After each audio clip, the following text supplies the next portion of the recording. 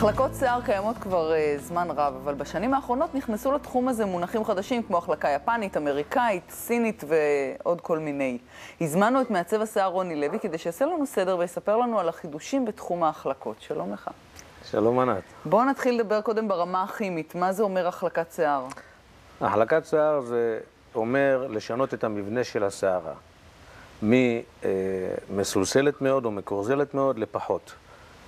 אוקיי, לפחות זה לא חייב להיות חלק לגמרי, זה יכול להיות משהו באמצע גם. כן, או לפחות מקורזל או לחלק. אוקיי. ומה, איזה החלקות קיימות היום? יש מגוון החלקות, יפניות, ברזילאיות, סיניות. וזה התפתחות ממה שנקרא של העידן האחרון, נכון? לא, כן, זה בשנים האחרונות. היפניות והברזילאיות. זה מהדור החדש, אבל יש החלקות כבר מהדור הישן שלפני 20 ו-30 שנה שהן היו חלקיות. זאת אומרת, הן היו למעשה רק עושות חצי פעולה, רק מחליקות קצת או פותחות קצת את הקרזול, ולא מזינות אותו ולא מטפחות אותו. ואז הפעולה הייתה חלקית. אמנם השיער היה קצת יותר רך ויותר נעים, בגלל שהוא פחות מקורזל, אבל זה היה פעולה חלקית. לא היה מגיע למצב חלק טוטלי. ומה החידושים שקיימים היום? קודם כל, בשנים האחרונות זה מגיע למצב של חלק טוטלי. חלק מקלות, מה שנקרא. חלק טבעי יפה. החידוש האחרון שאני מכיר ואני עושה זה שגם מחליקים את השיער ברמת חלק לגמרי, וגם מזינים אותו תוך כדי ובשיטה ובטכנולוגיה מיוחדת, שפותחה דרך אגב בשילוב נאסא, מעבדות נאסא בארצות הברית, מחדירים מולקולות של משי וקרטין טהור לשיער, ועל ידי כך מחזקים את המבנה שלה ועושים אותה יותר רכה ויותר משית. זאת אומרת, זה פתר לנו את כל העניין הזה שהרבה פעמים בהחלקות העתיקות של פעם, לא מדברת על עתיקות, כן? כולה 6 או 8 שנים אחורה, השיער היה נראה כמו קש. גם 20 שנה, כן, זה... הוא היה נראה חלק, אבל נורא יבש. אז זה פתר את זה? אז באמת השיער נראה יותר חי?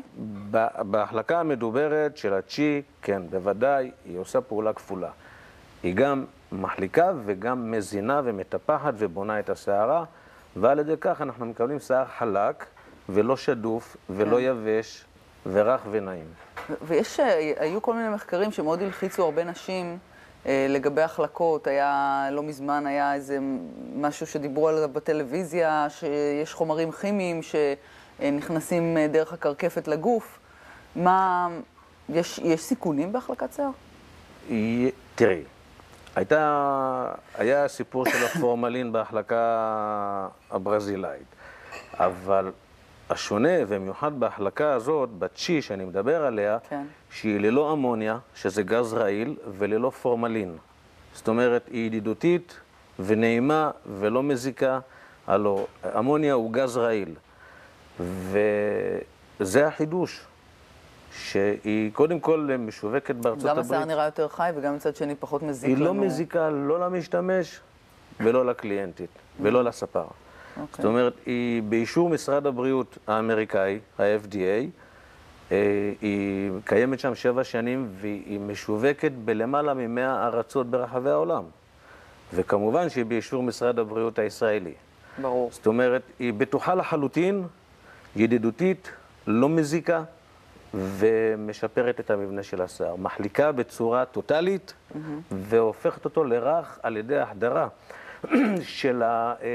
בטכניקה מיוחדת של האינפרה ויונים חיוביים, מחדירים לעומק השערה טיפות משי, טהור, אורגני וקרטין. שזה שומר על השיער שהוא נראה חי יותר. נכון. אתה מניסיונך רב השנים, למי מתאימות החלקות? למי אתה היית ממליץ לעשות החלקה? אני לא מדברת על כל מי שרוצה שיער חלק, אבל נגיד אם בא אליך מישהי שהשיער שלה כולו מקורזל, מטולטל מאוד, אתה תמליץ אחת כזאת לעשות החלקה? חד משמעית, כן. כן? זאת אומרת, כל אחת יכולה.